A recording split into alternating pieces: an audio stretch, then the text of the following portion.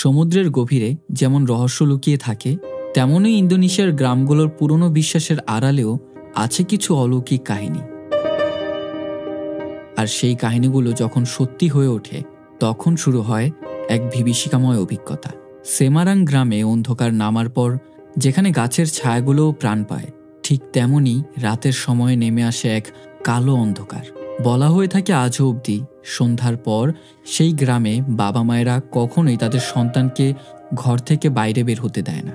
এর পেছনে রয়েছে এক অলৌকিক লোককথা এবং সেই সত্য ঘটনার উপর নির্মিত আজকের মুভি সুমালা। তো হ্যালো বন্ধুরা, কেমন আছো তোমরা সবাই? আশা করি সবাই খুবই ভালো আছো।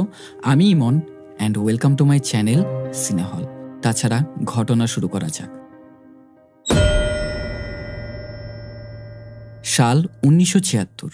সেমারাং গ্রামের জরাগুং বাজার বেশ ঘনবসতি একটা গ্রাম। এই জনবহুল ভিড়ের মাঝে ছেলেমেয়েরা খেলায় মেতেছে। ভুট্টা ক্ষেতের মাঝে ছোট একটা মাঠ। খেলতে খেলতে বিকেল পেরিয়ে প্রায় সন্ধ্যা এখন হয়েই যাবে। বাচ্চারা যে যার বাড়ির উদ্দেশ্যে রওনা দেবে। থেকে যায় শুধু ত্রিশ এবং তার বন্ধু দুজন এখন অবধি ফুটবল খেলেই যাচ্ছে। খেলার এক পর্যায়ে বলটা হঠাৎ ভুট্টা ক্ষেতের ভেতরে গিয়ে পড়ল। বলটা খোঁজ করতে করতে প্রায় সন্ধ্যা পেরিয়ে রাত হয়ে গেছে।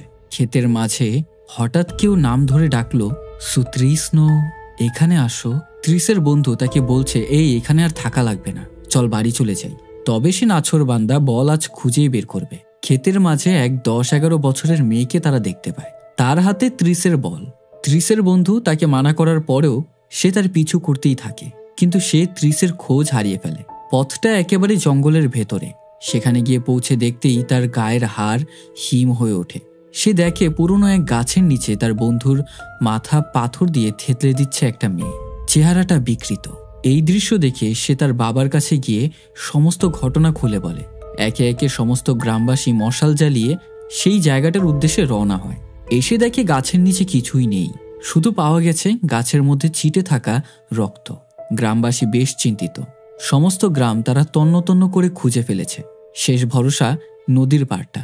সেখানে গেলেই দেখতে পায় পাথরের মধ্যে ক্ষতবিক্ষত ত্রিশের লাশ। ত্রিশের বাবা তার ছেলেকে এই অবস্থায় দেখে কান্নায় ভেঙে পড়ে। সকাল হতে না হতেই সেই ছেলের বাড়িতে গ্রামবাসীর ভিড়। ত্রিশের বাবা সমস্ত দোষারোপ আবদির ওপরে ঠেলে দেয়। তার সন্দেহ তার ছেলেকে পাথরের মধ্যে ধাক্কা দিয়ে ফেলে দিয়েছে। এই কথাটা আবদি বারবার অস্বীকার করেই যাচ্ছে এবং সে বলতে লাগলো সে এই কাজটা করেনি। একটা মেয়ে ত্রিশের মাথা পাথর দিয়ে থেতলে দিয়েছিল। ত্রিশের বাবা এই ঘটনার সাথে একেবারে দ্বিমত। ধরতে গেলে সে নিজের গায়ের জোরেই প্রমাণ করে ছাড়বে যে আবদি তার ছেলেকে ধাক্কা দিয়ে মেরে ফেলেছে। বিশাল জনতার ভিড়ের মাঝখান থেকে এক লোক এসে বলতে লাগলো সে আবদির ওপর বিশ্বাস করে এবং সে জানায় সে সেই মেয়েটাকে চেনে। তার নাম সুমালা এবং সেই মেয়েটাকে ইবলিশের মেয়ে হিসেবে পরিচয় দেয়। ঘটনার সবকিছুই শুরু হয়েছিল 29 বছর আগে, সাল 1947। ইন্দোনেশিয়ার সেমারাং গ্রাম। প্রচুর অর্থ সম্পদের মালিক জিমান। তবে সমস্যা ছিল একটা, এই সমস্ত সম্পত্তি ভোগ করার মতো তার কোনো উত্তরাধিকার নেই। বিয়ের প্রায় 11 বছর পেরিয়ে গেছে। তো আজ সে তার চাচার সাথে একটা মিটিংয়ে বসেছে। ঘটনা হচ্ছে জিমানের চাচার এবং তার কিছু জমি রয়েছে। তার চাচা চাইছে একটা কোম্পানির কাছে তার ভাগের জমিটুকু বিক্রি করে দেবে। তবে কোম্পানির ওনার জানিয়েছে এই সম্পূর্ণ জায়গাটাই তার প্রয়োজন, জিমানের ভাগের অংশ সহ। কিন্তু জিমান এই জমিটা বিক্রি করবে না কোনো মতেই। কিন্তু জিমান এখন একটু সমস্যার মধ্যে পড়ে গেছে, কেননা তার চাচা যদি ওই অংশটুকু বিক্রি করে দেয় তার নিজেরও বাধ্য হয়ে জমিটা বিক্রি করে দিতে হবে। গন্ডগোলটা হচ্ছে তাদের বংশের কিছু পুরনো রীতিরেওয়াজ রয়েছে। সে যাই হোক, এখন সে যদি তার জমিটা বিক্রি করতে থেকে বাঁচতে চায় তার সন্তানের প্রয়োজন। কিন্তু জিমান সন্তানের বাবা হতে অক্ষম। এরপরেও তার স্ত্রী সুলাস্ত্রী তাকে অনেক ভালোবাসে। এমনকি সুলাস্ত্রী নিজেও অনেক উচ্চ বংশের একটা মেয়ে। তবে কথার এক পর্যায়ে তার চাচা তাকে একটা ঠেস মেরে কথা বলে। সে বলে আজ তোদের বিয়ের 11 বছর, তাও এখন অবধি কোনো সন্তানের জন্ম দিতে পারিসনি। সুলাস্ত্রীর মতো একটা স্ত্রী যদি আমার থাকতো তাহলে 11 বছরে 8টা সন্তান জন্ম দিতে পারতাম। কথাটা শুনে জিমানের প্রচণ্ড রাগ হয়। জিমানের চাচা তাকে স্পষ্টভাবে জানিয়ে দেয় এখন যদি সম্পত্তিটা না লিখে দেয় ভবিষ্যতে তো সে এই সম্পত্তির উইল পেয়েই যাবে। তো এখন লিখে দিলে সমস্যাটা কোথায়? তবে জিমান কোনো মতেই তার ভাগের সম্পত্তিটুকু সে লিখে দেবে না। এই বিষয়টা নিয়ে জিমানের স্ত্রী সুলাস্ত্রীর সাথে তার ঝগড়া হয়। জিমানের স্ত্রী তাকে অসম্ভব ভালোবাসে, তবে জিমান প্রচণ্ড কঠোর দিলের মানুষ। সে তাকে সাফ সাফ জানিয়ে দেয় এই বছরের মধ্যে যদি তাকে উত্তরাধিকার না দিতে পারে তাহলে সে আরেকটা বিয়ে করবে। তার স্বামীর মুখ থেকে কথাটা শুনে সুলাস্ত্রী প্রচণ্ড বিষণ্ণতায় ভুগতে শুরু করে। তাই ঘর থেকে বাইরে বেরিয়ে গুদামঘরের সামনে গিয়ে সে কাঁদতে শুরু করে। তবে তখন তার কানে কিছু ফিসফিস শব্দ শুনতে পায়। গুদামঘরের ভেতরে তাদের বাড়ির কাজের লোকেরা কথা বলছে। সুলাস্ত্রী তাদের কথাগুলো আড়ি পেতে শুনতে থাকে। জানতে পারে তাদের মধ্য থেকে একজনের স্ত্রী কখনোই গর্ভবতী হতে পারবে না। তবে তার স্ত্রী নাকি অমুক গ্রামের এক বৃদ্ধ মহিলার কথা শুনেছে, যে কিনা গর্ভবতী করে দিতে পারে। সেই বৃদ্ধার নাম তুকিনা। কথাটা শুনতেই সুলাস্ত্রী আর এক মুহূর্ত অপেক্ষা করল না। তার দাসী সামকে নিয়ে রওনা দেয় সেই গন্তব্যস্থলে। মাঝপথে তারা ইয়ান্ত নামের এক মাঝির সাথে পরিচয় হয়। ভিডিওর এই পর্যায়ে এসে আপনাদের এমন একটি অ্যাপের সাথে পরিচয় করিয়ে দিতে চাই যার নাম OneXBet। এর অফিসিয়াল পার্টনার হচ্ছে সিরিয়া এবং পিএসজি। বাংলাদেশ প্রিমিয়ার লিগ চলছে, আর এটা ক্রিকেট প্রেমীদের জন্য দারুণ সুযোগ তাদের পছন্দের দলকে সাপোর্ট করার। এই অ্যাপে আপনি লাইভ ম্যাচের ফলাফল ও খেলা দেখতে পারবেন, স্কোর প্রেডিক্ট করে গেম খেলতে পারবেন, কোন টিম হারবে বা কোন টিম জিতবে। তাছাড়া জেতার সুযোগ রয়েছে BMW গাড়ি, আইফোন, ল্যাপটপের মতো চমৎকার পুরস্কার। এছাড়াও ক্র্যাশ গেম রয়েছে, যেখানে প্লেন যত উপরে যাবে টাকা জেতার সম্ভাবনা তত বেশি। আরও নানা ধরনের গেম রয়েছে, নিজের পছন্দ মতো খেলতে পারবেন। এবং আমার প্রোমো কোড ব্যবহার করে রেজিস্ট্রেশনের সময় প্রথম ডিপোজিটে 12,000 টাকা পর্যন্ত বোনাস ও ফ্রি স্পিন পাবেন। আপনার জেতা টাকা পেটিএম, ব্যাংক, বিকাশ, ক্যাশ, রকেট এবং অন্যান্য সহজ উপায়ে তুলতে পারবেন। পিন কমেন্টে দেওয়া লিঙ্কে ক্লিক করে রেজিস্টার করুন। রেজিস্ট্রেশনের সময় আমার প্রোমো কোড ব্যবহার করে বোনাস নিন। এটা শুধুমাত্র একটি অ্যাড ছিল। এই সমস্ত অ্যাপে টাকা খরচ করার আগে অন্তত একবার ভেবে নেবেন, না হয় আর্থিক ক্ষতির সম্মুখীন হতে পারেন। এই লোকটাই জানে যে বৃদ্ধা তুকিনার বাড়ি কোথায়। নৌকায় করে তারা বিশাল নদীপথ পাড়ি দিয়ে অবশেষে তারা গন্তব্যস্থলে পৌঁছায় এবং প্রথমবারের মতো সুলাস্ত্রী তার সাথে পরিচয় হয়। তার কথার ভাঁজে অনেক রহস্য লুকিয়ে আছে। সে সুলাস্ত্রীকে জানায় সে আর 4-5টা সামানের মতো ওষুধ দিয়ে চিকিৎসা করে না। তার চিকিৎসার মাধ্যম হচ্ছে কালো জাদু। বসা অবস্থায় থেকে উঠে সে তাকে বলতে লাগলো গর্ভধারণের জন্য তার একটা রিচুয়াল করতে হবে এবং এই রিচুয়ালের মাধ্যমে তার প্রভুর সাথে আবদ্ধ হতে হবে। সুলাস্ত্রী কথাটা শুনে তাকে জিজ্ঞাসা করে, কে আপনার প্রভু? এর উত্তরে রহস্যময় ভঙ্গি নিয়ে সে তাকে বলে, ইবলিশ। কথাটা শুনেই তার ভেতর থেকে গা শিউরে ওঠে। এবার তুকিনা তাকে বলতে থাকে, এই রিচুয়ালটার মাধ্যমে তুমি শুধুমাত্র একটা সন্তান নয়, বরং 2 সন্তানের জননী হবে। এখন তুকিনা তার সামনে একটা প্রস্তাব রাখে যে সে এই রিচুয়ালটা করবে কি করবে না। সুলাস্ত্রী কিছুক্ষণ চিন্তা ভাবনা করে পরবর্তীতে সে এতে সম্মতি দেয়। পারমিশন পেয়ে এবার তুকিনা সম্পূর্ণ ঘটনা তাকে খুলে বলে। সে জানে ইবলিশের সাথে ইন্টিমেট হতে হবে। এর ফলে তার গর্ভে 2 যমজ সন্তান হবে। একটা সন্তান দেখতে খুবই সুন্দরী হবে, মানুষের জন্য তার মন অনেক উদার থাকবে এবং সে মানব প্রজাতির হবে। কিন্তু অন্যদিকে আরেক সন্তান দেখতে কুৎসিত হবে, সেই সাথে সে হবে শয়তানের বংশধর।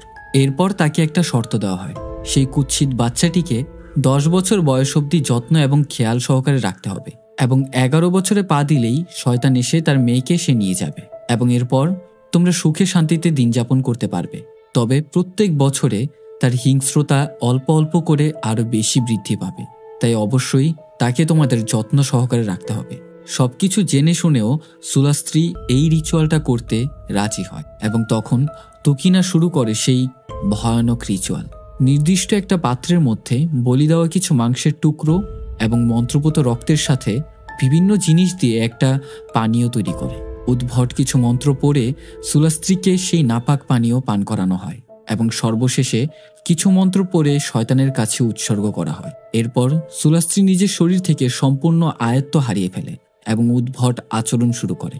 এক পর্যায়ে তার পেট সম্পূর্ণরূপে ফুলে যায়। তৎক্ষণাৎ তুকিনা সেখানে চলে আসে, মন্ত্রোচ্চারণ করে বলতে লাগলো, শয়তান এখন তোমাকে এই মহিলার সেবা করে।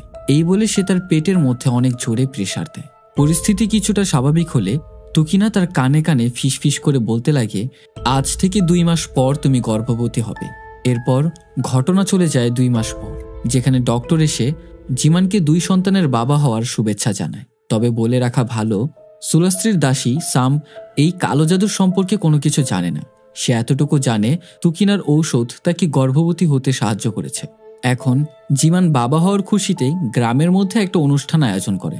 শহরের প্রভাবশালী ব্যক্তি হওয়াতে অনেক বড়সড় করে অনুষ্ঠানটা করে। এমনইভাবে প্রায় কেটে যায় কয়েক মাস। সময় চলে আসে ডেলিভারির আগ মুহূর্তে সে সোফার মধ্যে স্বয়ং শয়তানকে বসে থাকতে দেখে, কিন্তু পরক্ষণেই সেখানে আর কেউ নেই। যখন তার প্রথম সন্তানটা হয় সে কান্না করছে না। ধাত্রীও এই বিষয়টা নিয়ে বেশ চিন্তিত।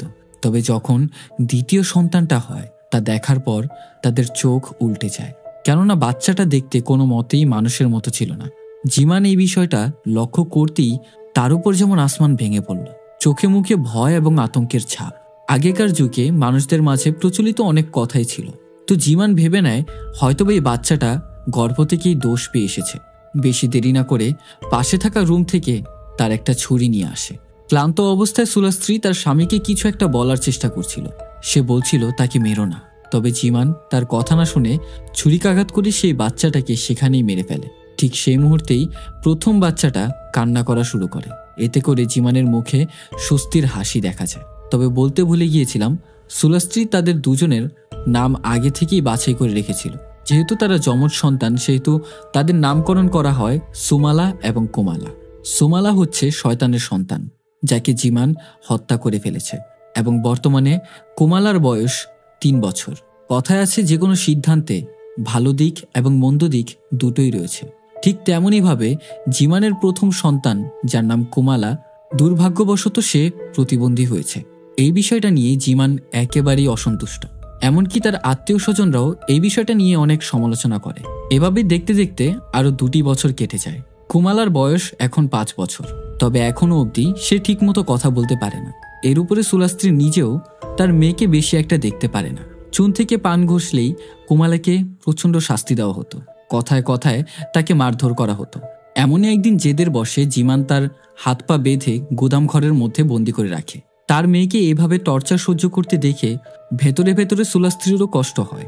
যতই হোক সে একজন মা, তবে সে তার স্বামীর মুখের ওপর কোনো কথা বলার অধিকার নেই। এই কারণেই সবকিছুই তার সহ্য করে যেতে হয়। সেদিন কোমালা কোনো একভাবে গুদাম ঘর থেকে পালিয়ে যায়। সবাই কোমালাকে খোঁজা শুরু করে, কিন্তু সে বাজারে গিয়ে পৌঁছায়, কেননা আজও পর্যন্ত সে বাড়ি থেকে বের হয়নি। কোমালা তার সমবয়সী ছেলেদের দেখতে পেয়ে তাদের সাথে খেলতে চায়, তবে সেই দুষ্ট বাচ্চারা তাকে বুলি করে। জিমান এবং সুলাস্ত্রী তারা দুজন নিজ চোখে এই সমস্ত ঘটনা দেখে। তারপরেও কোমালাকে বাঁচাতে তারা আসেনি, উল্টো তাকে ধরে নিয়ে এসে জিমান গুদামঘরের মধ্যে আটকে তাকে চাবক পেটা করে। সুলাস্ত্রী এখনো চুপ। তবে কোমালাকে সুলাস্ত্রীর থেকেও বেশি ভালোবাসে তাদের বাড়ির দাসী সাম, এবং কোমালা তাকে খালা বলে সম্বোধন করে। আজ কোমালার জন্মদিন। এবার তার বয়স 8 বছর। সেই উপলক্ষে সাম তাকে একটা পুতুল উপহার দেয় এবং কোমালা উপহার পেয়ে অনেক খুশি। গভীর রাতে কোমালা নিজের রুমে ঘুমিয়ে আছে। সময় তখন 12টা। হঠাৎ অল্প স্বরে কেউ যেন কোমালার নাম ধরে ডাক দিল। আওয়াজটা আসছে সোজা আলমারি বরাবর থেকে। কোমালা ঘুম থেকে উঠে দেখতে পায় আলমারির দরজাটা খোলা। পরক্ষণেই কুৎসিত চেহারার এক মেয়েকে দেখতে পায়। মেয়েটা দেখতে হুবহু তার মতোই, এবং সে নিজে থেকেই তাকে পরিচয় দেয় তার নাম সুমালা। সুমালা তাকে জিজ্ঞেস করে, তোমার বাবা মা কি কখনো আমার কথা বলেনি যে তাদের একটা যমজ সন্তানও ছিল? কোমালা তার কথায় মাথা নাড়ায়। এই কথাটা শুনতে পেয়ে সুমালা জিমান এবং সুলাস্ত্রীর ওপর অভিশাপ দিতে থাকে, এই কারণে যে সে দেখতে কুৎসিত ছিল বলে তাকে মেরে ফেলেছে। তবে কোমালা তাকে দেখে ভয় পেলে সুমালা তাকে আশ্বস্ত করে যে সে তার কোনো ক্ষতি করবে না। যতই হোক আমি তো তোমার বোন, তোমাকে আমি সবসময় আগলে রাখবো। এবং রহস্যময় অঙ্গিভঙ্গি নিয়ে সে বলে, আজকের পর থেকে দিন হবে রাতের মতো এবং রাত হবে দিনের মতো। পরের দিন কোমালা রুমে বসে পিয়ানো চালাচ্ছে। জিমানের কাছে পিয়ানোর শব্দটা বিরক্তকর লাগায় উঠে গিয়ে তাকে এক চড় মেরে বসে, এবং সুলাস্ত্রীকে কিছুক্ষণ কথা শুনিয়ে সে আবার গিয়ে নিজের কাজে বসে পড়ে। তবে কোমালার কাছে বিষয়টা একেবারেই পছন্দ হয়নি। হঠাৎ করেই কোমালার আচরণে কিছুটা পরিবর্তন আসে। হঠাৎ করেই তার হাত এবং পা অস্বাভাবিকভাবে ঠিক হয়ে যায়, এবং জিমানের কাছে গিয়ে একটা কলম নিয়ে তার হাতে আঘাত করে। কোমালার এই অস্বাভাবিক আচরণের জন্য সকাল হতে না হতেই জিমান তাকে তীব্র রোদের মধ্যে ভুট্টা খেতে ঝুলন্ত অবস্থায় বেঁধে রাখে। দিন শেষে তাকে বাড়িতে নিয়ে আসলে যখন তারা খাবার খেতে বসে, খাবার রেখে কোমালা হঠাৎ করে টেবিলের ওপর উঠে প্রস্রাব করে দেয়। এই বিষয়টা দেখার পর জিমানের প্রচণ্ড রাগ ওঠে। সাথে সাথে জিমান তার সহকারী সুকিরকে ডাক দেয় যেন কোমালাকে সে ধরে নিয়ে বেঁধে রাখে। তবে কোমালা সুকিরের ওপর ঝাঁপিয়ে পড়ে।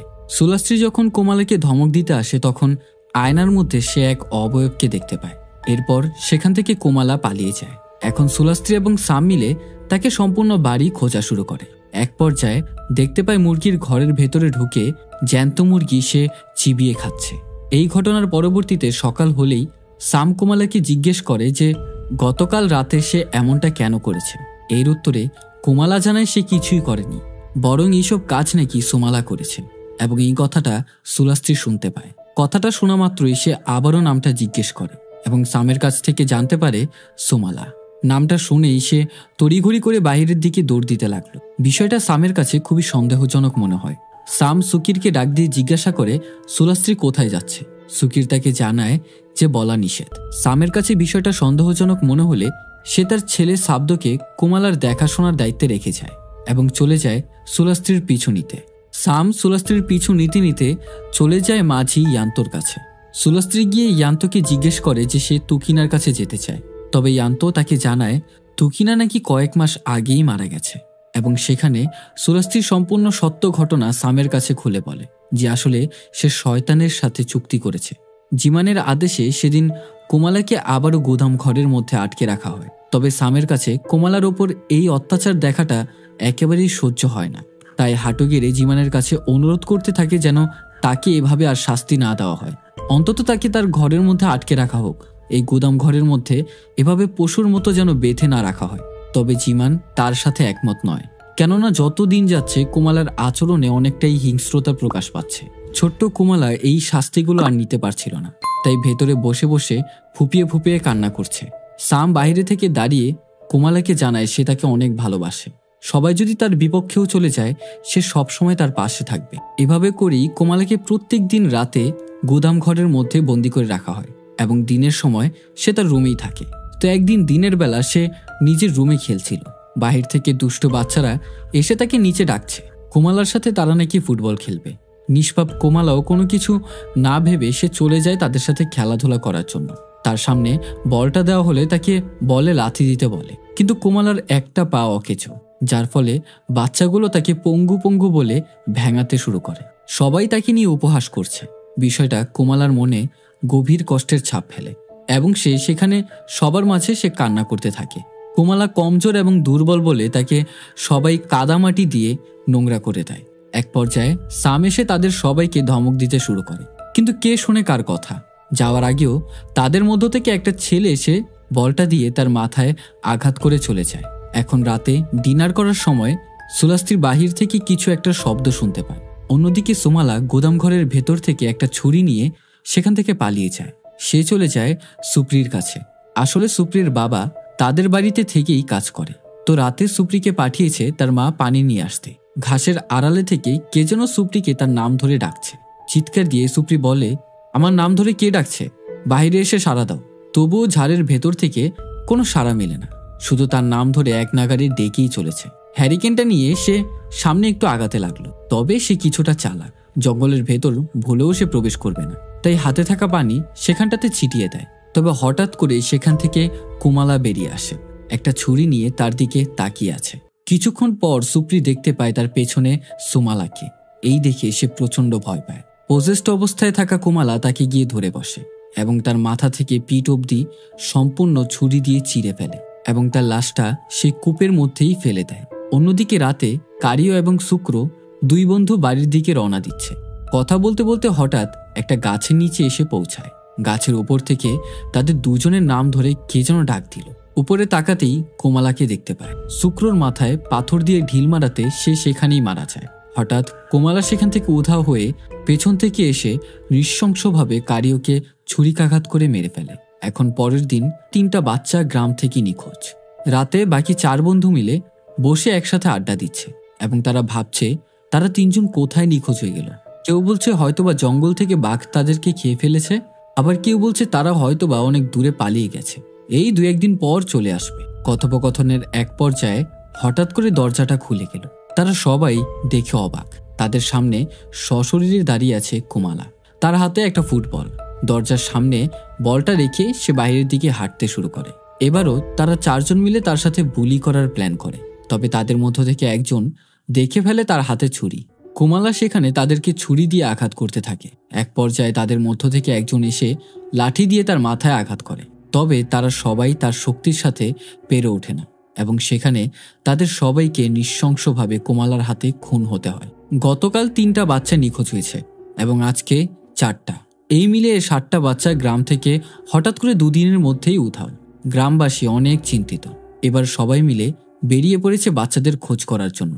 এক পর্যায়ে গ্রামবাসী 2টা লাশ খুঁজে পায়, যেটা হচ্ছে শুক্র এবং কারিয়র। অন্যদিকে সাম আজ সকালবেলা কূপ থেকে পানি উঠাতে গেলে পানির মধ্য থেকে ভাবসা একটা গন্ধ পায়। লোকেদের জড়ো করলে সেখান থেকে সুপ্রির লাশ উদ্ধার করে তারা। সম্পূর্ণ শরীরটা ফুলে অলরেডি পচন ধরে গেছে। বাড়িতে এমন চিৎকার চেঁচামেচি শুনতে পেয়ে জিমান নিচে এসে এই ঘটনার সাক্ষী হয়। এই প্রচণ্ড ভিড়ের মাঝ থেকে সুকির এসে হঠাৎ করে জিমানকে তাড়াতাড়ি করে ভুট্টা ক্ষেতের দিকে চলতে বলে। জিমান ভুট্টা খেতে গিয়ে পৌঁছাতেই এক নৃশংস দৃশ্য দেখতে পায়। সেই 4টা ছেলের খুলি এক নির্দিষ্ট জায়গায় গেঁথে রেখেছে।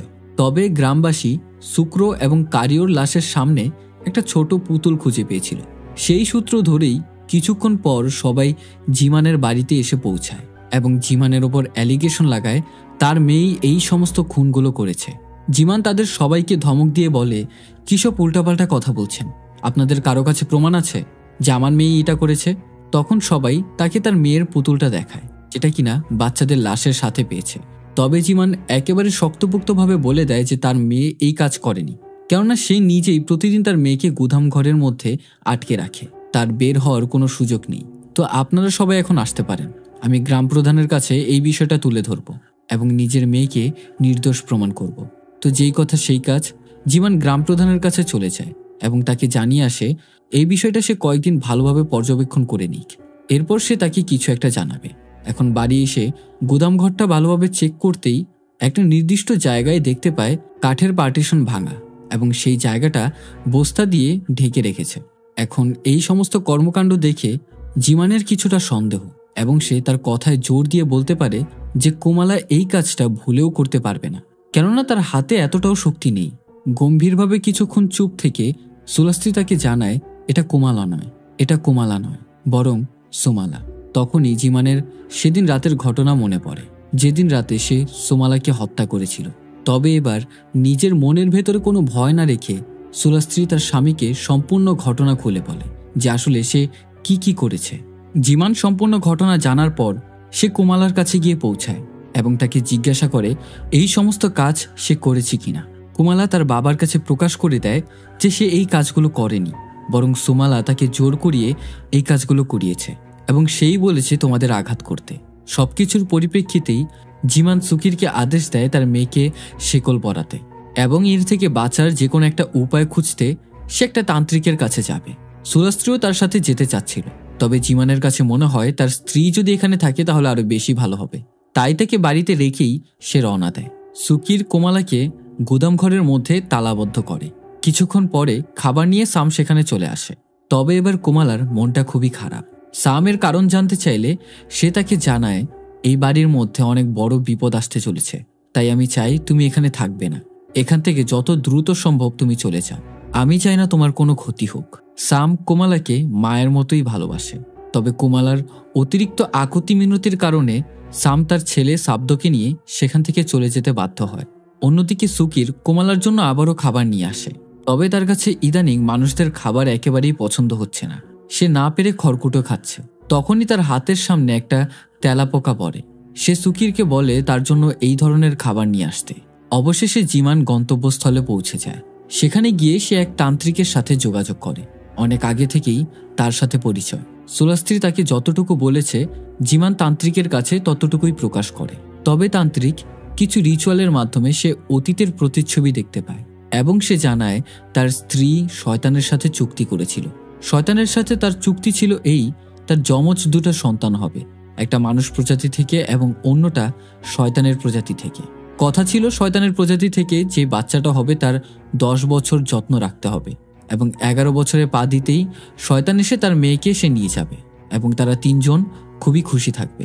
কিন্তু এর বদলে তুমি সেই বাচ্চাটিকে মেরে ফেলেছ, যা কিনা শয়তানের বংশধর থেকে, এবং তোমার এই কর্মকাণ্ডে শয়তান রাগান্বিত হয়েছে। এখন জিমান তার কাছ থেকে জানতে চায় এর থেকে বাঁচার পথ আছে কিনা। তান্ত্রিক তাকে এর থেকে বাঁচার এক উপায় বলে দেয়। সে বলে কাজটা খুবই দ্রুত করতে হবে, কেননা আজ রাতে সে 10 বছরে পা দিতে চলেছে। কোমালার বয়স 10 বছর পূর্ণ হলেই সোমালা একেবারের জন্য তার দেহ পোজেস করে নিবে এবং একবার যদি এই কাজটা সম্পূর্ণ হয়ে যায় তাহলে কোমালাকে কখনোই ফিরে আনা সম্ভব নয়, বরং তারপর থেকে সে সুমালা হয়ে যাবে। এর থেকে বাঁচার উপায় হচ্ছে একটাই, কোমালার দেহ থেকে সুমালার আত্মাটাকে দূর করতে হবে। তবে কাজটা সম্পন্ন করার জন্য কোমালাকে আগে তার কাছে নিয়ে আসতে হবে।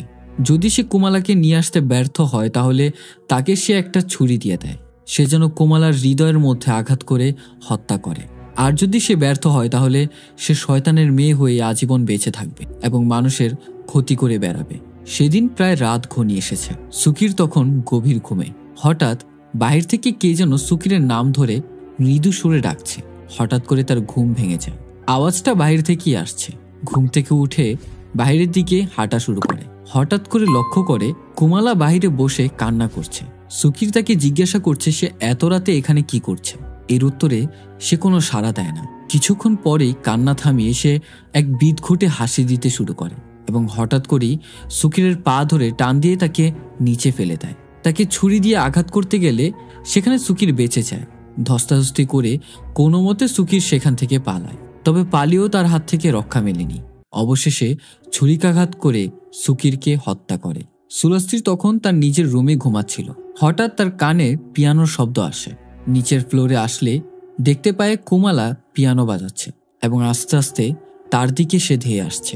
পিছু হাঁটতে হাঁটতে সুলাস্ত্রী যখন আয়নার দিকে তাকায় সে দেখতে পায় সুমালা তাকে পোজেস্ট করে বসে আছে। কোমালার থেকে বাঁচার ভয়ে যখন সে এক পা দুপা করে পিছু আগাতে লাগে হঠাৎ করে সে একটা লাশের সাথে ধাক্কা খায়। সে দেখতে পায় সুকিরের মণ্ডবিহীন দেহ, তাও আবার ঝুলে আছে।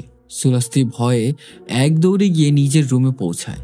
ভেতরে প্রবেশ করেই দরজাটা লক করে দেয়, তবে কোমালা সেই দরজাটা ভেঙে ফেলে। বাহিরে থেকেই সে সুলাস্ত্রীকে অকথ্য ভাষায় গালাগালি করতে থাকে, এমনকি শয়তানের স্ত্রী বলেও সম্বোধন করে।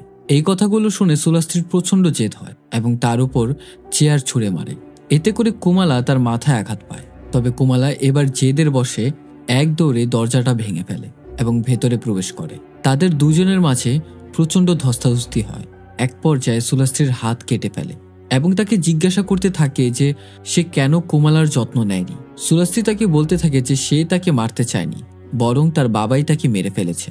তবুও সুমালার প্রশ্ন হচ্ছে তাহলে কোমালার সাথে কেন সে মায়ের মতো আচরণ করেনি। তখন সুলাস্ত্রী তাকে মিথ্যা বলে যে সে কোমালাকে বাঁচানোর জন্যই এই কাজগুলো করেছে।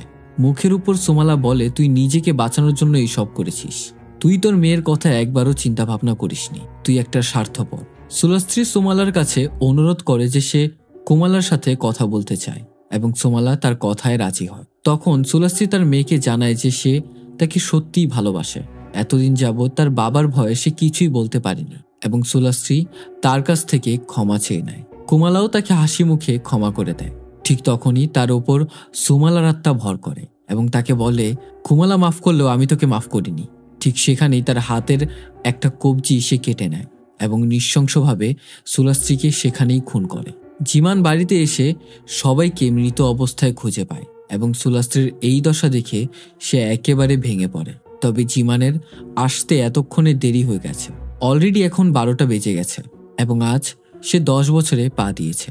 জিমান সেখানে সুমালা এবং কোমালা দুজনকেই দেখতে পায়। তাদেরকে দেখে হাতে তৎক্ষণাৎ ছুরিটা নিয়ে দাঁড়িয়ে পড়ে। ঠিক সেই মুহূর্তে এক অলৌকিক ঘটনা ঘটে।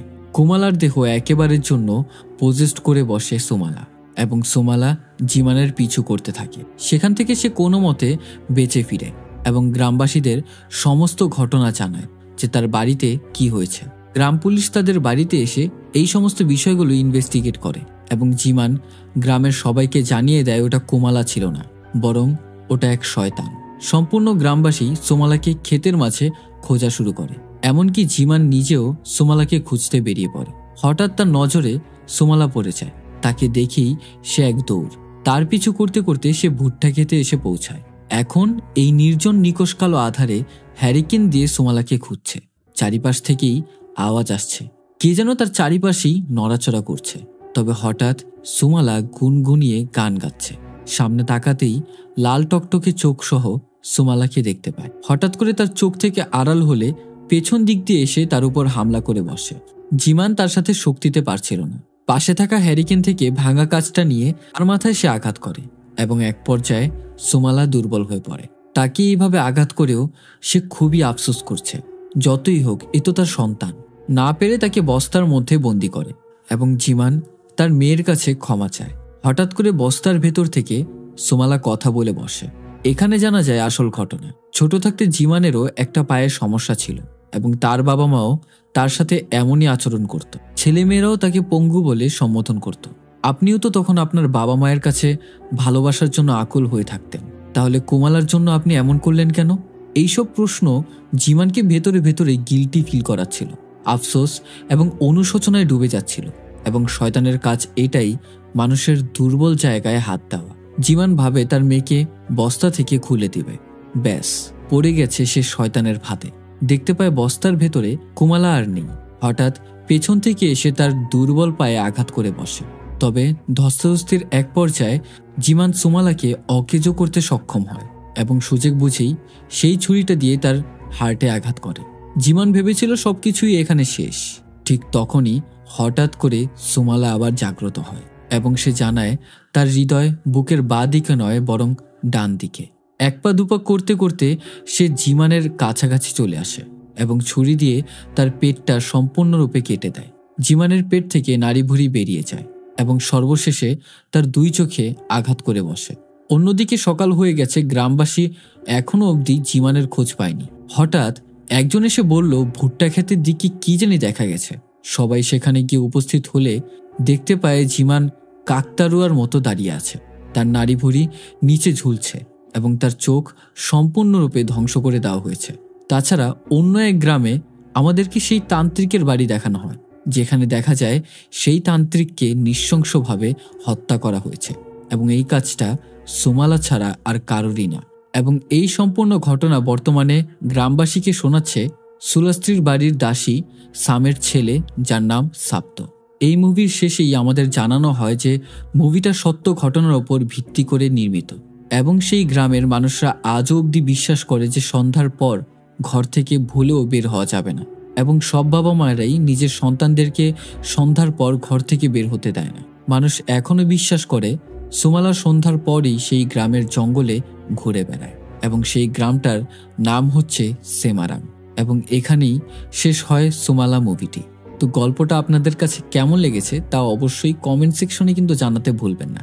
তাছাড়া আমার এক্সপ্লেনেশন ভালো লেগে থাকলে অবশ্যই ভিডিওটাকে লাইক করতে ভুলবেন না। চ্যানেলে নতুন হয়ে থাকলে অবশ্যই সাবস্ক্রাইব বাটনে ক্লিক করে পাশে থাকা বেল আইকনে অল সেট করে দেবেন এবং সেই সাথে চ্যানেলটা চেক আউট করার অনুরোধ রইল। এবং আজকের মতো এখানেই বিদায় নিচ্ছি।